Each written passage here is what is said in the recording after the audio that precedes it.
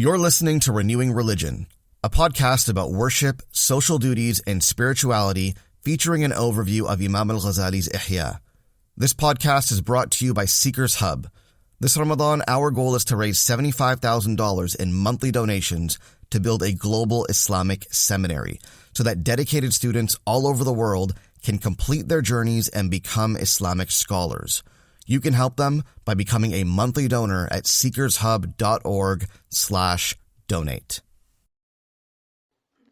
Bismillah, alladhi la ilaha siwa, al-wahid al-ahad al-fard al-samad, alladhi lam yalid wa lam yulad wa lam yakun lahu kufuwan ahad, was-salatu was-salamu ala ashrafil anbiya'i wal-mursalin, wa ala alihi at-tayyibin at-tahirin, وصحابته الصالحين الغر الميامين ومن تبعهم بإحسان إلى يوم الدين. اللهم صل على سيدنا ومولانا محمد صلاة تنجينا بها من جميع الأهوال والآفات وتزكينا بها من جميع الأهواء والشهوات وتطهرنا بها من جميع السيئات وتقضي لنا بها جميع الحاجات وترفعنا بها أعلى الدرجات وتبلغنا بها أقصى الغايات من جميع الخيرات في الحياة وبعد الممات. السلام عليكم ورحمة الله. كيف حالكم؟ الحمد لله. What are we doing today? Marriage. So we're looking at the chapter on marriage and the etiquettes pertaining to marriage.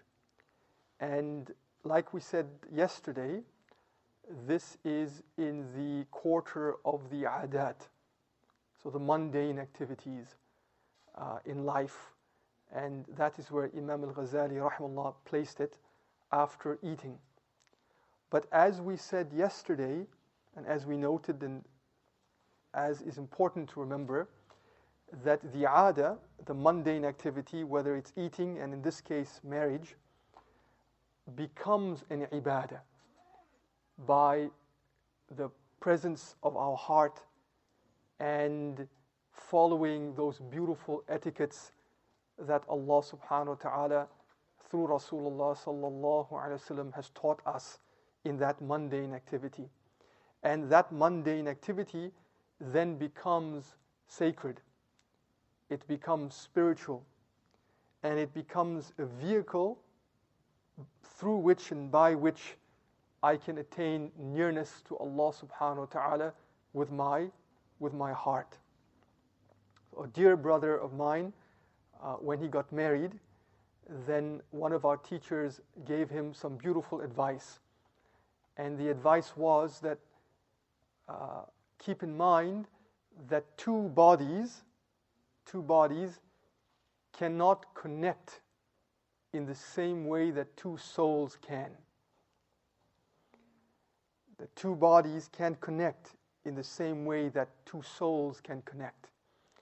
And the advice there was definitely there are many material and physical benefits of being married, but the project of marriage is a sacred one that has very much to do with the connection of our hearts to Allah subhanahu wa ta'ala in the institution of marriage. And before marriage, and this is quite important as well, and this is really the organization, the very wise and I would say masterful organization of the Ihya that Imam Ghazali rahimahullah, he first begins with the quarter on ibadat and then emphasizes at the end remembrance of Allah subhanahu wa ta'ala, and then dua to Allah subhanahu wa ta'ala, and the importance of having a structured life, or a life structured around divine remembrance, and a life structured around dua. And then he moves into the adat, as though to perhaps implicitly give the message that before we come to marriage, we need to have an understanding of ourselves and the fact that we are, in essence, spirits. We are qulub, we are arwah. and our material nature is a vehicle for our spiritual nature. And both parties in a marriage must come to the marriage with that, one might say, spiritual maturity. That is, we know who we are, and I don't mean that, hafidhakumullah, in a blithe sense. Know who you are before you get married. Know what you like, know what you dislike. It's much deeper than that. That's a part of actually becoming, that's a part of the self-awareness, of the self-consciousness of becoming, of knowing who you are before you get married. But deeper than that is knowing who you are in terms of your spiritual nature.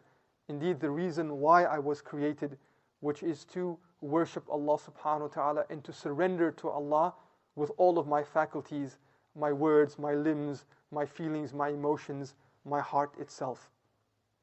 So that is what I would suggest is the wisdom of moving from the first quarter to the second quarter, that we come to the institution of marriage with that spiritual awareness and that spiritual awakening, and that we realize as well, and this is, I would say this is, Allah knows, very important, at least in my mind, that we realize when we are in the institution of marriage that I am a qalb, but I am also a nafs.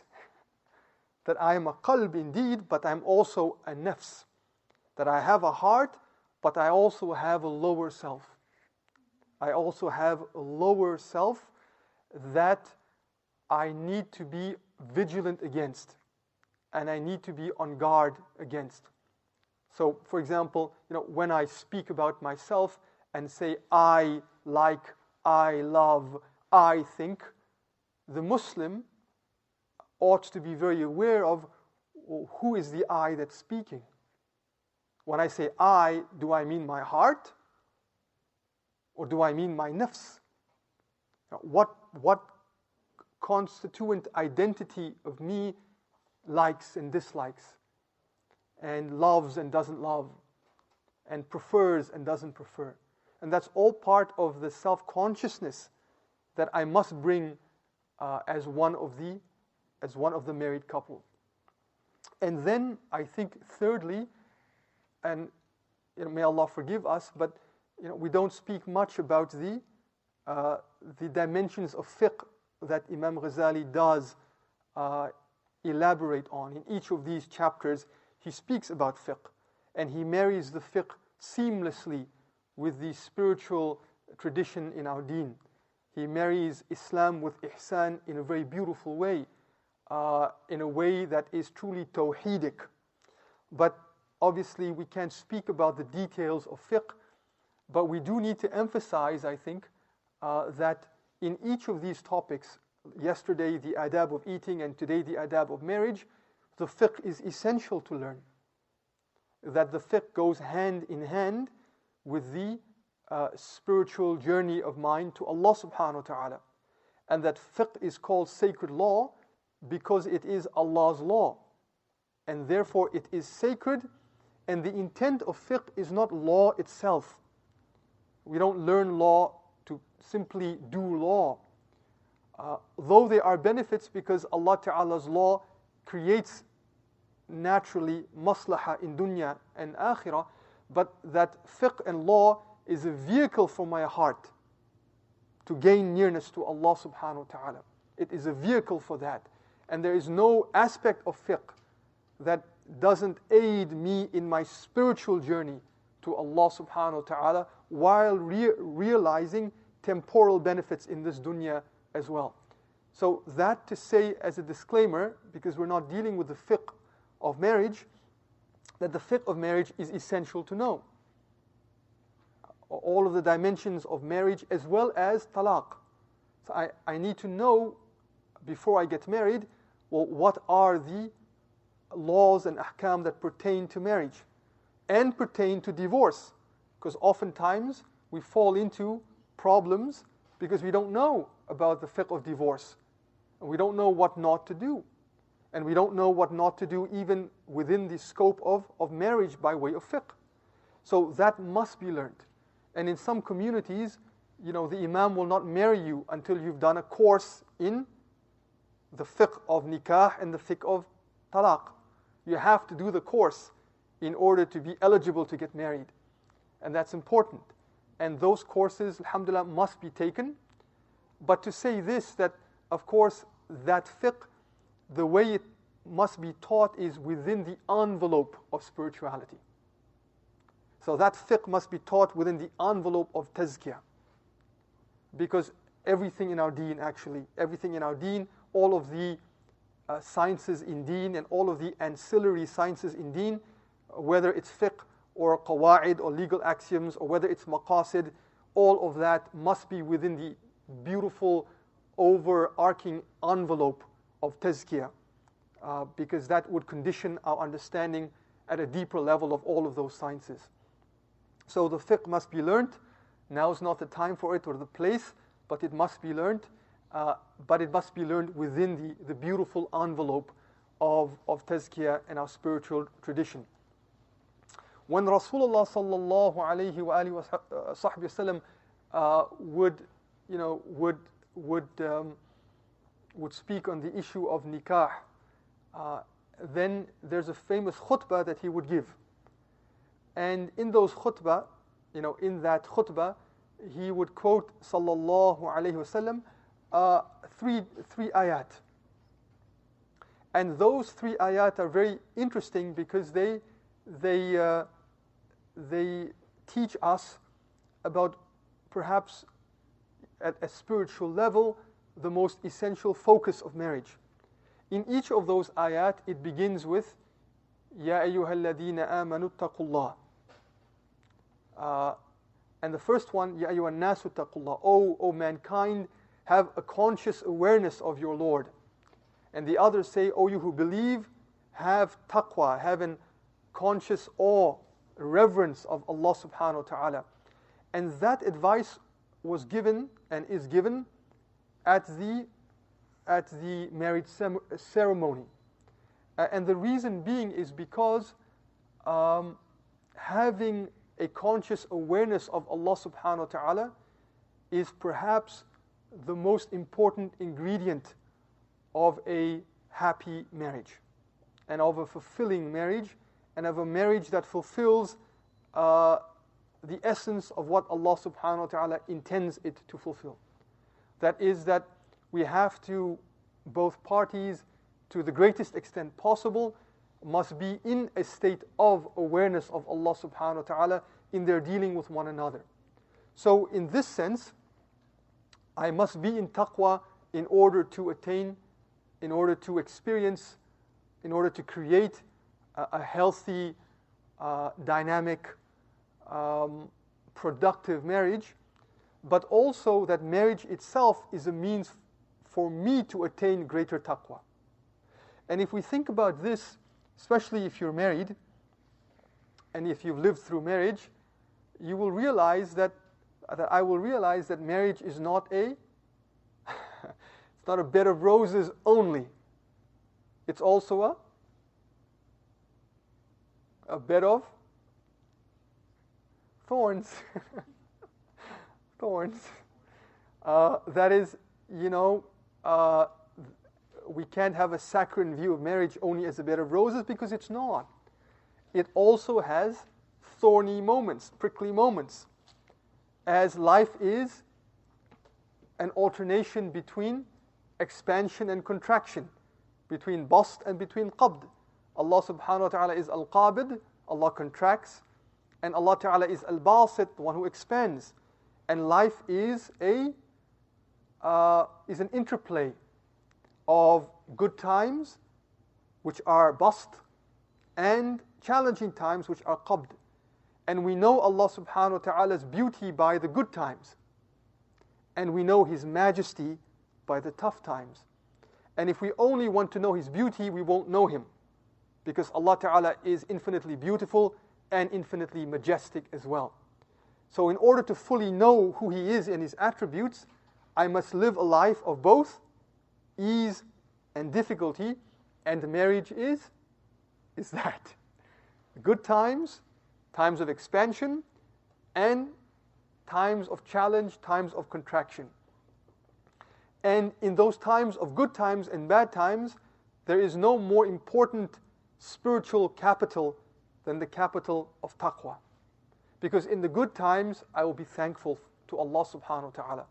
And I will not transgress because of the ease and the prosperity. I won't forget Allah and disobey Him. And during the difficult times of marriage, I have need of sabr, of patience. And taqwa engenders patience. So I will not become despairing or despondent or distant from Allah subhanahu wa ta'ala.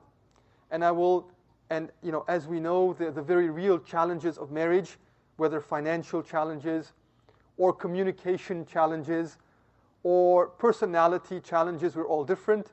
And we need to learn to give and take and compromise. And then challenges of raising the children, and especially if they're teenagers, in a very challenging environment. So all of those require taqwa. Require taqwa. And one of the most beautiful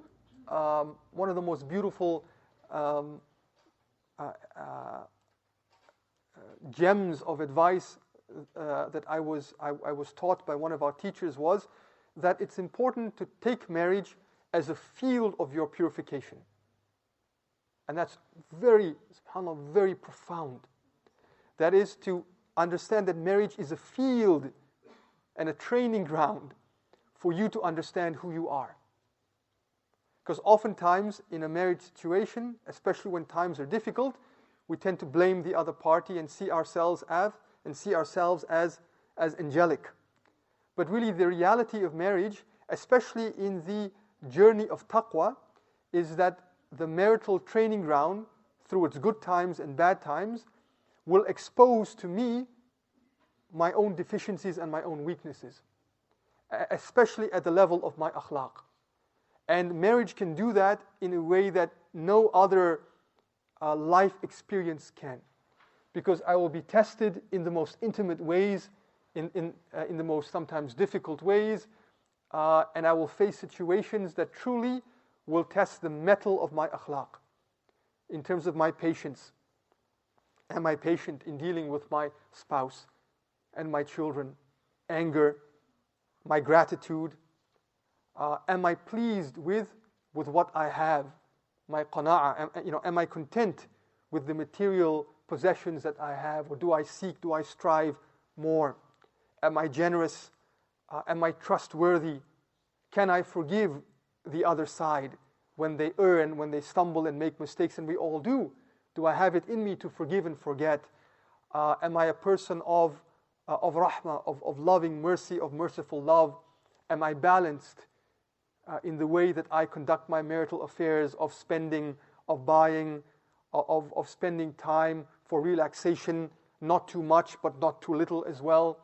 So my akhlaq is put to the test in marriage in a way that I will never experience outside of marriage.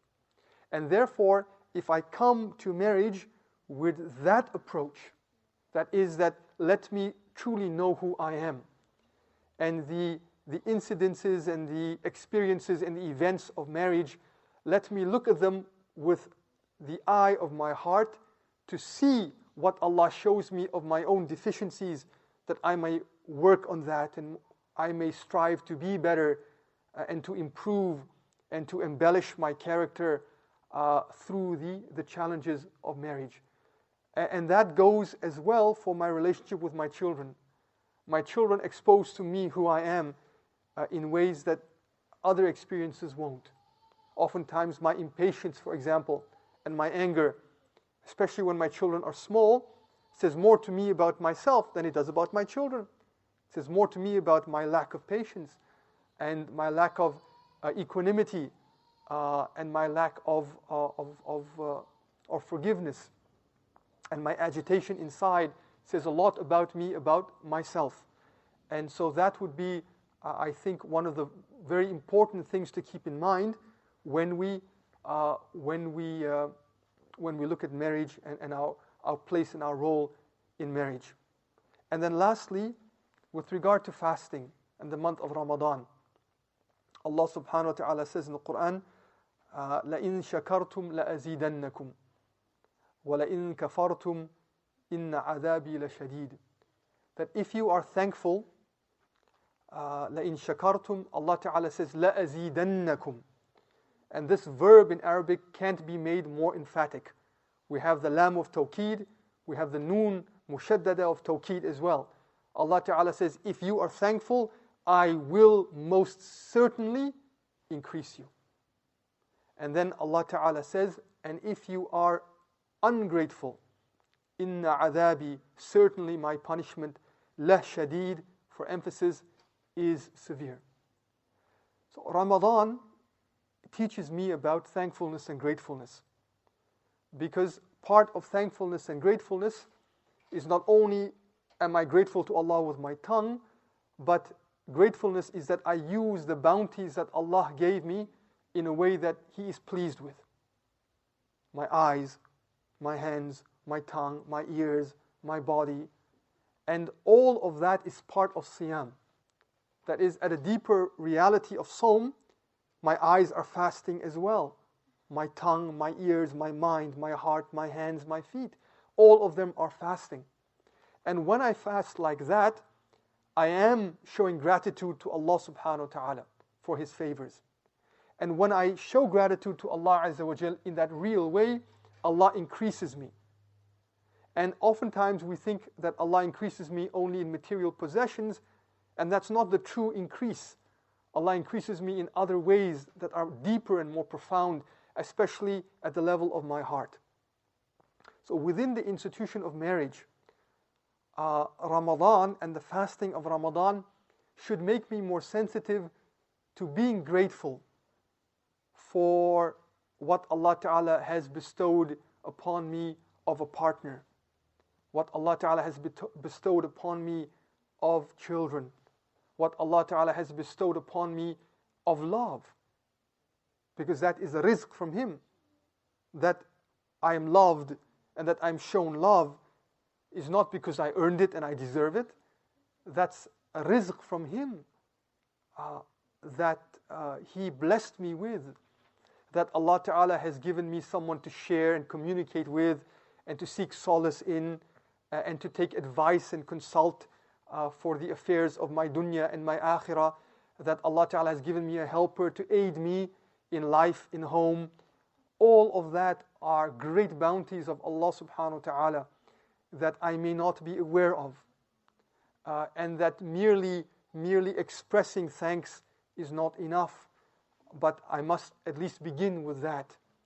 And so Ramadan and fasting should make me more sensitive to the bounties and gifts of Allah Subhanahu wa Ta'ala within my marriage, and within what others do for me and what others assist me in, and the relationship that I have, and that I should be grateful for that to Allah Subhanahu wa Ta'ala, but also grateful to those in my family. And I should express that gratitude. And the gratitude is expressed in so many ways in our tradition, through words of affirmation, through gifts, through quality time, through acts of service. All of those have their foundation within our deen and within the sunnah of Rasulullah sallallahu alayhi wa alihi wa sahbihi wasallam. And if I do that, and if I show gratitude to Allah Azza wa Jal and to those around me, Allah Ta'ala promises me, لَأَزِيدَنَّكُمْ, I will increase you. And part of that increase, I think, and the most important essence of that increase will be that, as we said in the beginning, that bodies cannot connect in the way that souls can, that Allah Ta'ala will connect myself and my spouse and my children with gratitude, connect us and our hearts and attach them to Him and through Him and by Him. And through that, the institution of our marriage can be a way of the purification of my character, and me understanding and seeing and understanding the deficiencies in me and how they may be rectified. And so that institution the mundane institution of marriage can become a means of me reaching Allah subhanahu wa ta'ala with my heart, which is the true intent of marriage. May Allah subhanahu wa ta'ala make our marriages institutions and means that are pleasing to Him, and means by which we can beautify our character and reach the realities of taqwa and consciousness and mindfulness of Him. So we stop there. Jazakumullahu khairan. Thank you for listening to this Seekers Hub podcast. To listen to the rest of our shows, please visit seekershub.fm. You can also subscribe to our weekly email newsletter called Compass, where we'll send the best of Seekers Hub's content straight to your inbox every single week. To get on the list, visit seekershub.org/compass.